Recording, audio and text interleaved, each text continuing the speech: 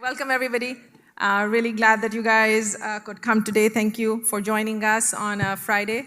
I have a very esteemed group of panelists here. I'm actually very honored to be here with them.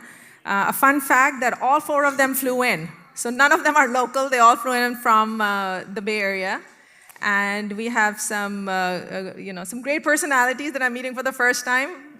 Probably hard to find such an interesting individual in the room, but let's kick it off. So our topic today is early stage investing, and each of them actually focus on early stage investing. That's why we put this nice panel for you. So I'll give you guys a minute to just kind of introduce yourself, and then we'll kick it from there. How about that? I can start. By the way, love San Diego. Great weather here. I'm Yusuf Khan. I'm a partner at a firm called Ridge Ventures. We're based out of San Francisco. We typically do seed and Series A investing. We only invest in B2B software. We just raised Fund 6 last year, which is about a $180 million fund. We typically will do $2 to $6 million checks. Our objective is to be able to work with founders and to be able to take them to market. My background, I've been a CIO of several companies and a CISO, so I've spent several years buying products and deploying technology and managing technical teams. And I've been an advisor to a few companies as well, so that's me. Great. Hi, guys. Thanks for having me, Nika, and the founders of this conference. It's great to be back in San Diego. My name is Amar Hanafi. I'm a founder and general partner at a firm called Moment Ventures. We do seed investing in what we call the future of industries. And our take is that many industries are still very early in using software tools and digitization to transform the way they run. As I like to say, all of our work has always been done in front of screens, but 80% of the world's work is done by people who are on their feet. In many industries, and those industries are still very early in the use of technology in transforming how they do things. We're seeing a lot of AI. We'll talk about that, I'm sure.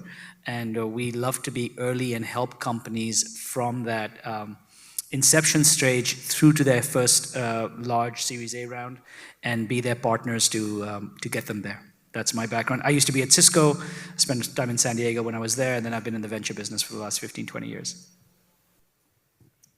Hi, thanks for having me too. My name is Raj Kapoor. I'm a co-founder and managing director at Climactic. So we are a software-first fund that focuses on climate tech early stage. So we'll do pre-seed, seed, and a little bit of A.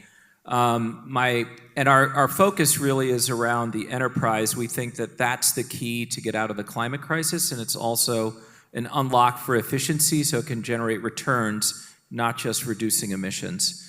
My background has been all over the place. I was at Excited Home for a while, ran the commerce group. Then I started a company called Snapfish, made it bankrupt, bought it back, sold it again to HP. And then after that, I was a partner at Mayfield for 7 years doing venture capital. And then after that, decided to start another company in the health tech space, which is now, it was called FitMob. Now it's part of ClassPass MindBody.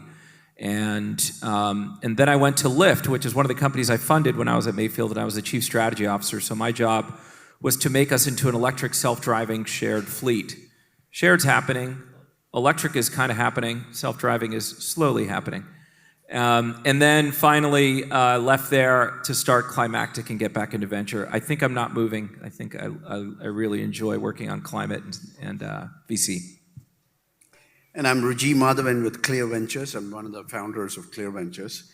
In my first innings, used to come to San Diego every quarter because I ran one semi company and 3 EDA companies, formed and ran it and took them public. This was the chapter until 2011. So obviously a lot of customers here, Qualcomm, Broadcoms, and the RF expertise inside this area was one of the key reasons of selling to customers here. While in the second chapter, moving from 2015, I was the co-founder of Clear. We have raised $330 million in venture funding, very early stage, seed, Series A, and in many cases pre-seed. In some cases, like yesterday, we were forming a company where the idea originated from within us. We found the team, we chased it, and married 2 people in terms of getting them to do the startup together. It took a lot of effort to do that. But we do that, but we are a life journey partner for most of these companies because we do put up to 10 million per company as a round. So it's very, very focused, 32 companies. Of course, of late have been doing a lot of things in AI, but started out from infrastructure in 2015, moved up to now a lot more AI applications-driven business right now. Wonderful. And I'm just going to build off of that. Real quick, what kind of check sizes do you normally write? And I know you touched a little bit on the investment thesis, but I just want to see what is it that you're really looking for when you're evaluating that potential that early on? Because it's kind of hard, right? Like he's just mentioned that he's now finding two people, marrying them. It takes a lot, but I just want to get that perspective, especially from you all. Yeah, I mean, I think one thing to note is at this stage of investing and pre-seed, seed, Series A, it's really a large investment in the team, right? You just don't have you can have a data-driven approach, but the real data is about the team and their potential to be able to, and of course the founder, and their ability to be able to build a business in the longer term. So a large part of, at this stage, is something being able to assess and actually understand what does a good founding team look like. And what Rajiv spoke about is exactly like, that's one of the hardest parts. There's, the number of startups that do not succeed is grossly underreported, and a large reason for that is also because founding teams don't stay together. So we, on our side at least, spend a tremendous amount of time getting to understand what it takes when we understand the market, we understand the domain expertise that a founder may have, and then also what does this company need to be successful in the longer term. Companies are built over the longer term. And so ultimately it's about the rigor and grit that a founder has to be able to take that company to the next level. People who've done that, whether they've founded a venture firm or they founded a company, will probably relate to it. And it requires a lot of wherewithal. So from our standpoint, I think we spend quite a bit of time on that. The second piece is, I think, at least in venture, and if you're a founder looking to raise money, it's really about what the focus of the VC firm is. There's climate tech to enterprise software, future of work. It's really about the intellectual input that you're going to get from that investor. Our check sizes are typically between 2 and 6 million. And so we will do seed rounds. We've done a couple of pre-seed rounds, mainly because we've funded the founder's last company and had success there, so it makes common sense, and we have a relationship, so that makes easy. But that's kind of how we view it. Great. So that's a good question, Anika, and every entrepreneur should ask when you step into a room of what people write in terms of checks, what their interests are, because you should be tuning your pitch to what the other people are interested in, and frankly thinking about there's a fit there or not. So it's always ask the question. We typically write checks from $250K to $1.5 million in that range. We're earlier than Yusuf in some ways. And we think about some of the same things. The thing I would add, I mean, the way we say it's right founders, right problem, a right entry point. So for us, the entry point is about us. Like, where can we get in and get the ownership and the impact that we're looking for and the relationship with the founder? The right founders, I think Yusuf has already talked about. It is about the fit with the founder, with the opportunity, and frankly, the ability to go through walls. I mean, founders, there are a lot of great professionals in this world. Being a founder of a company, and many of you are on that journey, that's a very big step. And it takes a lot of emotional energy and intensity to make it through to the end point. And that's what we're looking for. And the final thing, which I think I really think about, is everybody throws up large TAMs, total addressable markets, right? This is a huge business. Everybody wants to do a big business, right? But how are you going to get to your next $1 million of revenue? What's the urgency of the problem? We actually always think about, there's always platforms in big markets, but urgency matters because you have to convince somebody to buy your stuff. So if you're thinking about this, you have to think about that when you're across on the other side of the table. Will they buy this? I mean, will they put themselves on the line to buy a startup's products? And that's really important. Great. So we do similar $1 to $3 million checks. Just to add something a little different to the conversation, let's focus a little more on the opportunity, and then I'll touch on team. So when I think about venture, the way that venture has made money is through disruption. There has to be a disruptive wave. If it's incremental, the urgency isn't there. If it's disruption, it means whole new industries can be created. So the biggest disruptive wave I think we've had is digitization. And now that's a 10% business. Every company had a chief digital officer. Everyone is digital now, with the exception of some industry, which I think there's lots of opportunity. And then now what we're seeing is decarbonization, which is multi-trillion dollar. Everyone is starting to have a chief sustainability officer. It was first a disruption in the energy industry, just like in digitization, the media industry went first. And then every other industry started to change. Same thing here, energy first, every industry needs to decarbonize. So looking at an entrepreneur that sees disruption, understands disruption, and then has a thesis around what they're going to do. If they're tightly wed to it, I think that's a problem too, because there's very few businesses that I've ever backed that end up doing the same thing. I think the world's going to be fundamentally different in 3 years, especially with AI. So to think that you actually have the right business plan right now is probably wrong. To me, it's more an indication of how you think.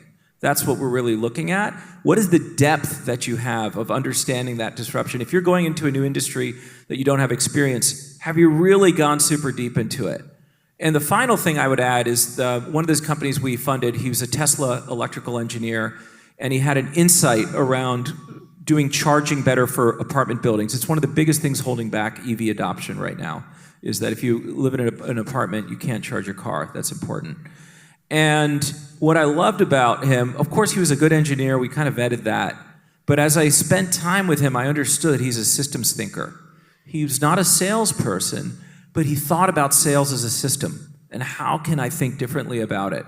And how can I not just go the way that normally people do, or just hire a salesperson, but really think differently. So to me, that was really insightful, is bringing his thinking across different domains. Even though maybe he's an engineer, he has an excitement and intensity and curiosity for the entire business. One of the phrases we use at Mayfield is does the entrepreneur want to create a product or a company? So at Clear Ventures, we do in the range of $500,000 to $6 million is our range, which is a pretty large range.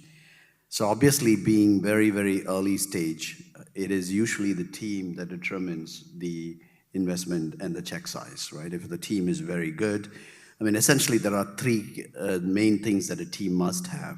Somebody with a vision, which may or may not be the guy who's the implementer, and may or may not be the main guy who's the product development guy, right? And sometimes you'll find one guy who can do the three or two, but we really want to make sure that one of those, two of those three are in place with the talents in the founding team. That's kind of what we go for.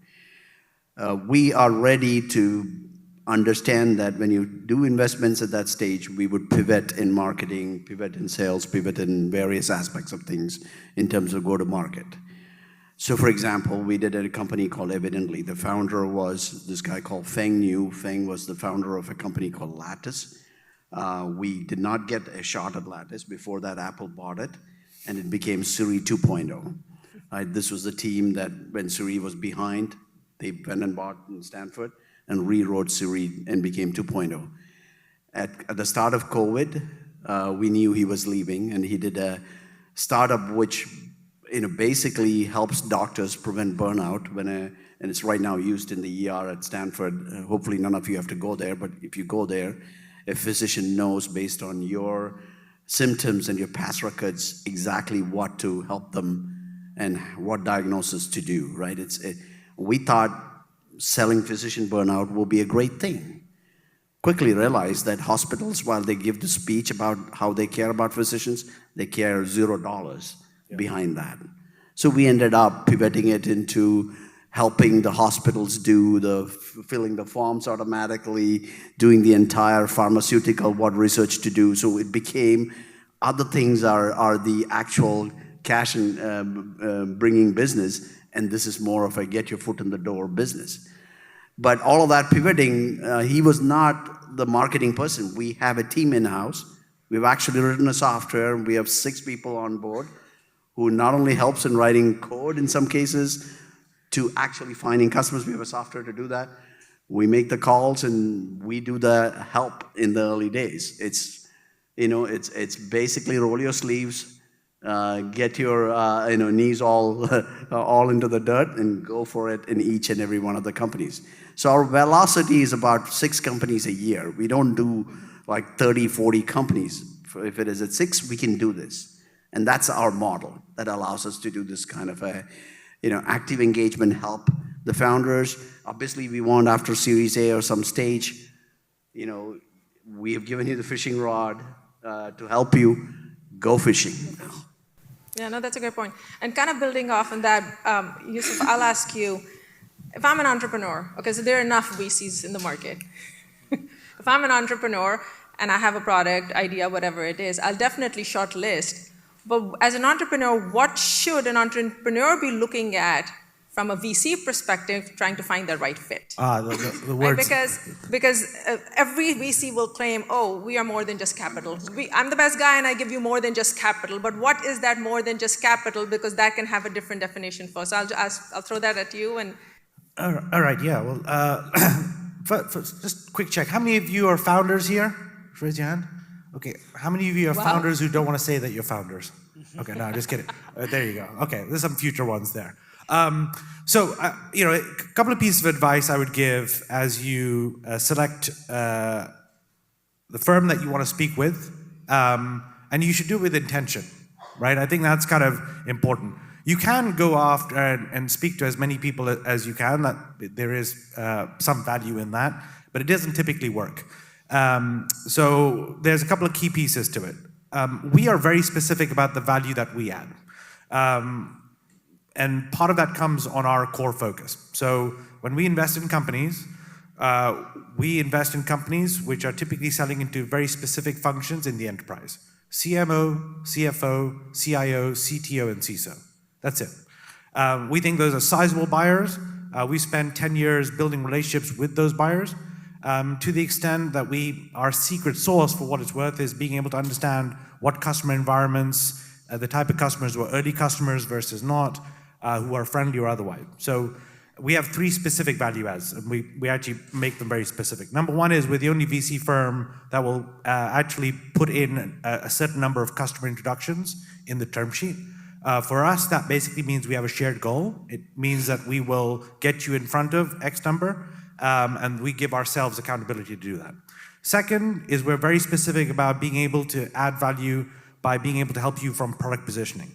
To give you context, I'm one of probably a handful of people who was a former CIO and a CISO who moved into venture. So I've got decades of experience of being able to understand what buyers actually care about and how they want to go about doing that. So we're very specific about doing 2 things. One is positioning your product to go to the next level.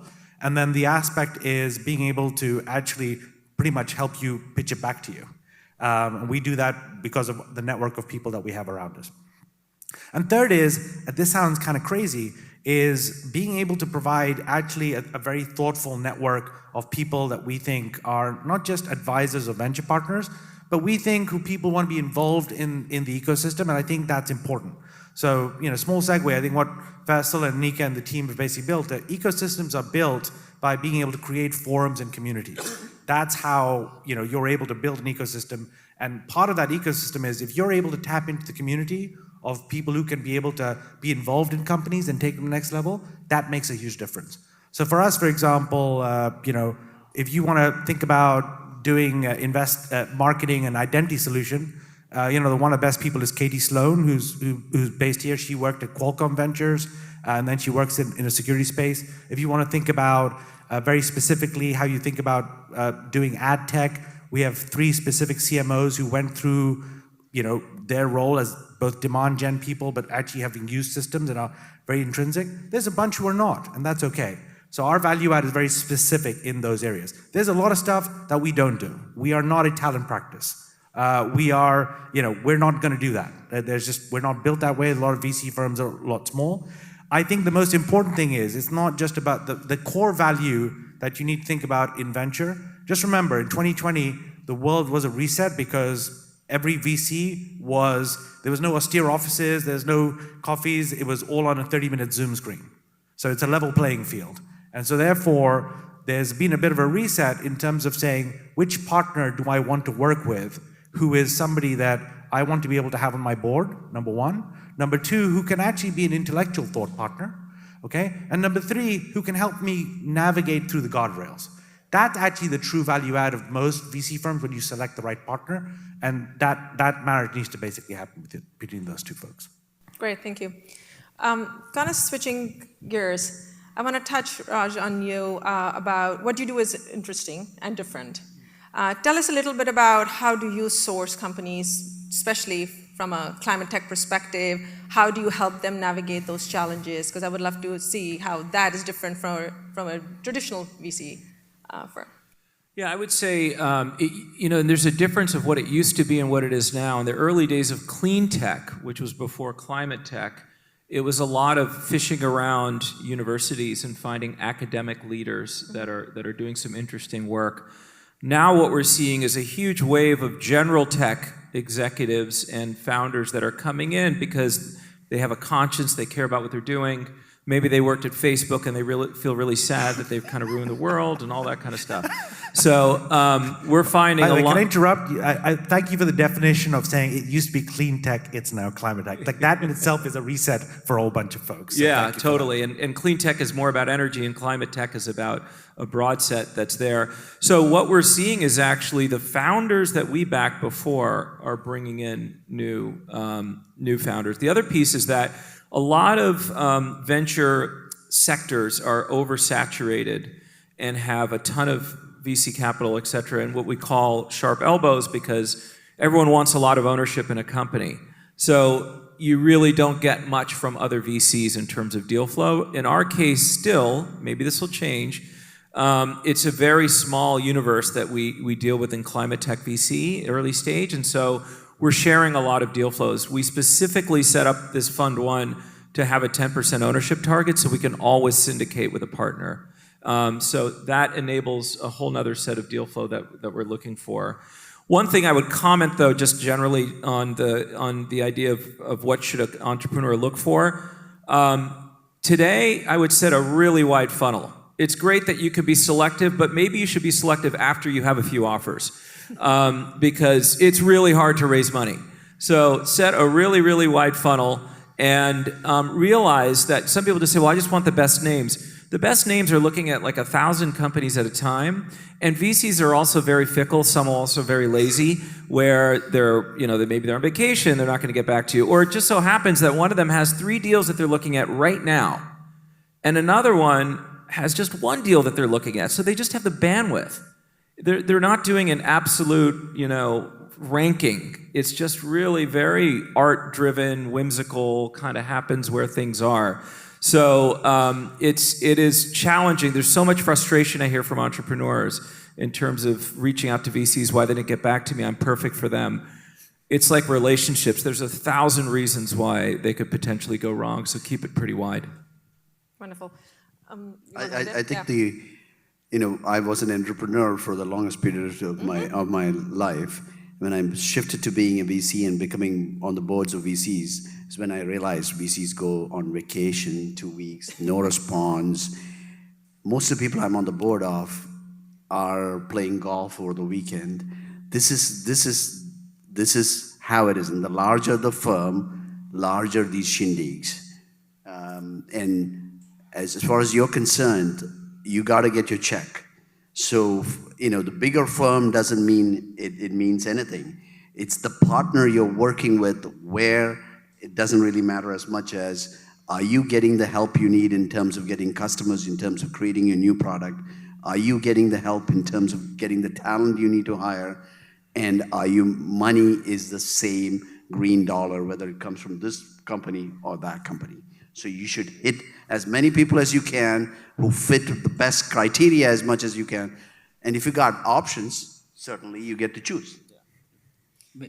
I can't help myself. No, it's almost like see it coming. You've got a VC bake-off going on here. Yeah. Look, I'm the best. Yeah. The one thing I would say to you, a couple of things. One is, you're getting great opinions from up here. Realize that it is a team sport. And you will have multiple investors around the table. So you may go to different investors for different things. And think about what you need for that stage. Think about what you already have. and think about what else you want, right? And I think that's really important. Think of it as a kitchen cabinet that you rely on to help you get what you had done, right? Customers, product, specialization, those are all aspects of what you're building, right? So I think that's really important. I have to take part in the bake-off too. So I think for us, it's really important to be at the seed stage. You want a relationship with somebody who's going to tell you the hard things that are not working, or that builds a relationship but is available to be easy to talk to with a text message or a phone call, but you don't expect that person to jump down your throat because you have bad news to report. Right? You want somebody who can give you bad news, can help you deal with bad news, but is somebody that you trust to work with. It's really important that that personal connection is there. And that's just another thing. I was referring to you when I said those words. Well, one thing I would just say, I was a bad VC early on because I used to be a CEO and I pretended to be a CEO, and that sucks. So make sure you don't bring on an investor who thinks they're the CEO when you're actually the CEO. It's a coach job. It's not a player job. It took me a couple years to deprogram. See, I always give this, and it was a big shift for me, no doubt. I mean, it's almost like teaching your daughter to drive, right? I mean, you can say everything you want. She may or may not obey anything you want. My daughter's, I did make my daughters cry when so I don't know. In which country? It's the same.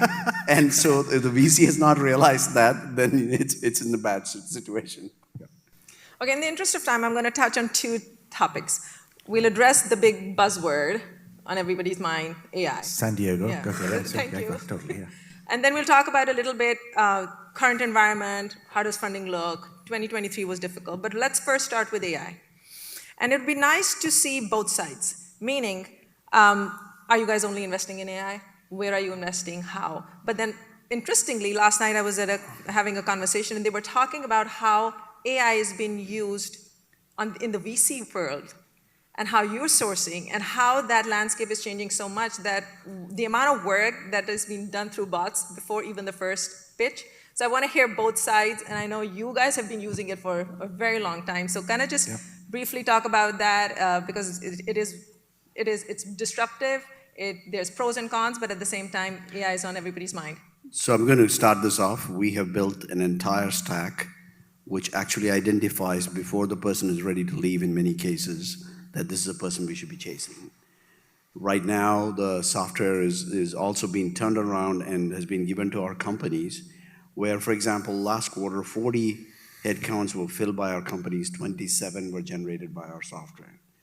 We can also do a customer, this all happened because I'm an operator in some sense, and I had to write this software, so we have a Pinterest head of data science team, 3-4 people from there that are in our team. We have been on the forefront. We get to see the pitches on the latest LLMs and other stuff.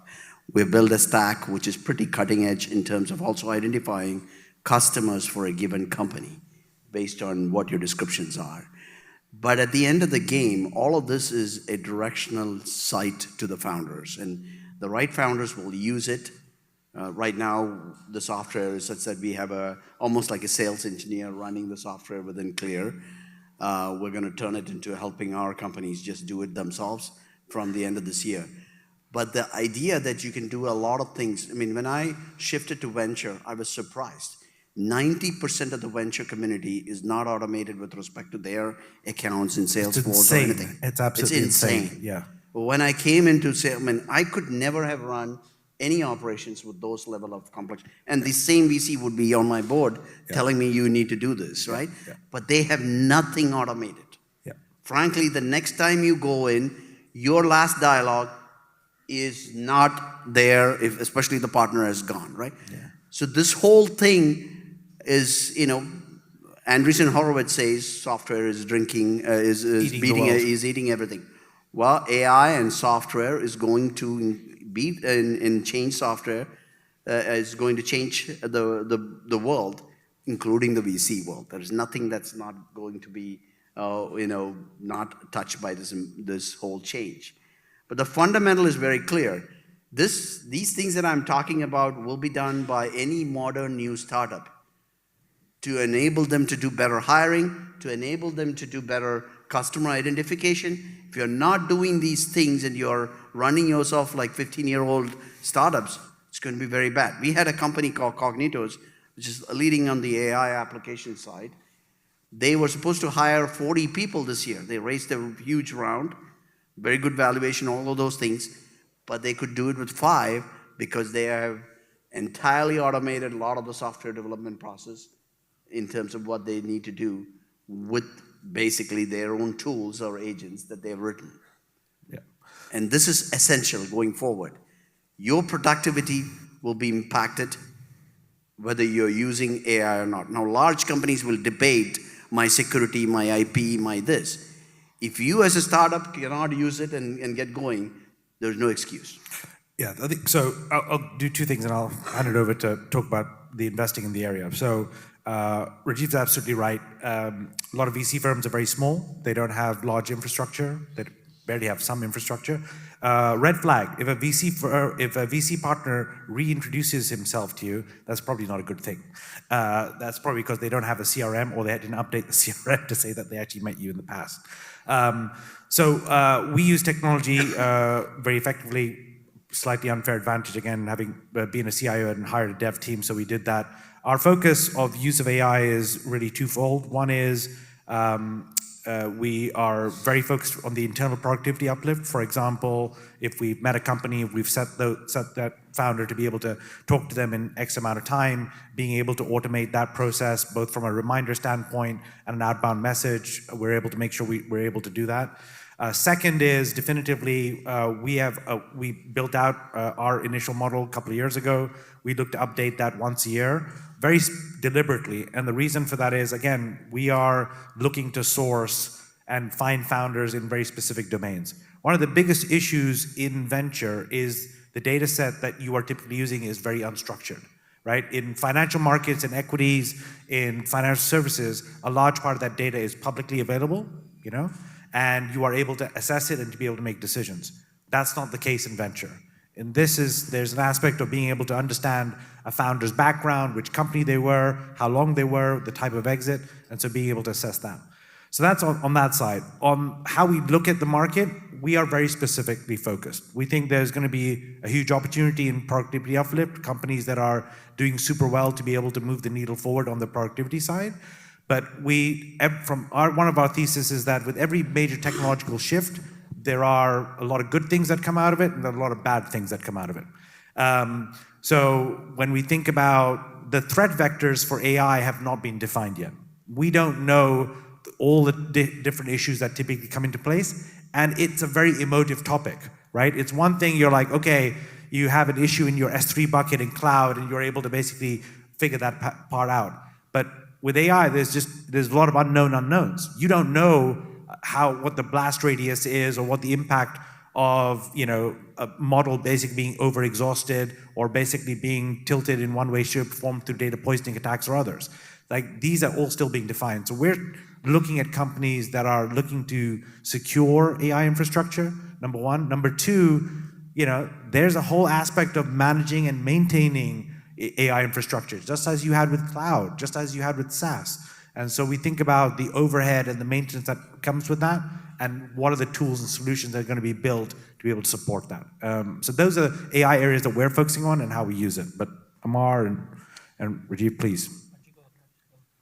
Brief, I'll just give you some examples of how it's used, because I think you've talked about how it's used in a fund, but in terms of what are we doing around climate. So in climate, it's a big theme is efficiency, because if you're efficient, you reduce resources, you reduce emissions, and it's better for the company. Couple interesting examples. One company that we just funded is used to be the head of data analytics out of NetSuite, so from the enterprise world, but saw with using machine learning and AI, that very large organizations that have various like plants or farms all over the world, how do you get them to net zero? If they do it top down, it's really difficult. And who's driving that question is the CFO. The CEO made a statement, said we're going to go net zero, and now the CFO is like, oh shit, I got to go net zero. So what this company does is create software in the capital planning process that, for example, merino wool, there's 450 farms that are certified in New Zealand. It uses AI first to fill data gaps because they barely have any data. Secondly, it creates almost like a living simulation, a digital twin of every single farm. So the CFO can come in and tweak lots of variables and figure out this one's solar, that one we should do on wind, here we can reduce material use, and comes out with a plan that is living and breathing that they would have paid $50 million to McKinsey, and it would be spreadsheets and PowerPoints, and now it's something living. So that's an example. Yeah, so super great example, by the way. So I guess just to finish up, AI on the venture side, I think what you're talking about in hearing is there's going to be a commoditization of both sourcing and due diligence and all these things because tools are going to make it easier. So what it, again, just as a counterpoint to the use of AI on the sourcing side, I think the human skills actually matter more. Like, how many people want their healthcare provided by an AI robot, right? You want humans. Do you want to take money from a machine, or do you want to take money from a person? So I actually go back to thinking about that. And just for fun, I'll end on a controversial note. For me is, I think we could be looking at the end of the horizontal software company. I think with the use of AI tools, companies can build stuff better for themselves if they're big and they have scale. Or you will have vertical software companies that will solve the problem of an industry from soup to nuts, right? Think about that. So I wonder if there will be another Workday, if there will be another CRM stack or a financial stack and stuff like that, because there the benefit was you took the development effort and amortized it over all the customers in the market, right? You went to the investor base and said, look, I can sell my thing to everyone, and therefore you should let me go build it. But what if I can make it really cheap to build? Why do you need one company selling that for everyone? Because then they don't even know your business. So those ideas for the entrepreneurs in the room. Well, the challenge with AI vertical applications, though, Amar, is basically if you look at CRM you mentioned or ERP, etc. While I could probably build with AI a much better SAP for certain target applications, that's a 10-year roadmap to get adopted by anybody. Because if you're not using SAP, you can't do this, you can't go public, you can't. So you have to pick the right business where it's a vertical market, where the entry is not 10 years, because you don't have 10 years of funding you can get. So that's a very important question that you need to ask. But there's a lot of vertical, otherwise used to be companies who build out of patchy horizontal systems that you could take and build a vertical SaaS play or vertical software play of various kinds and differentiate against anybody with the least headcount to do it. Okay, in the interest of time, here's what we could do. First of all, thank you for all the insights. You guys got to hear different perspectives from different people. They're going to be available outside in the lobby. Feel free to come over, talk to them, ask them what the next 12 months is going to look like. What does the funding environment look like? They'll have their own perspectives. It's probably fair to say 2023 was difficult. 2024 is getting better. Character building, yes. Yeah, so totally. Positive trend. And with that, I would say thank you so much, gentlemen. Thank you. For joining Fantastic. me. And then a round of applause for our esteemed panelists.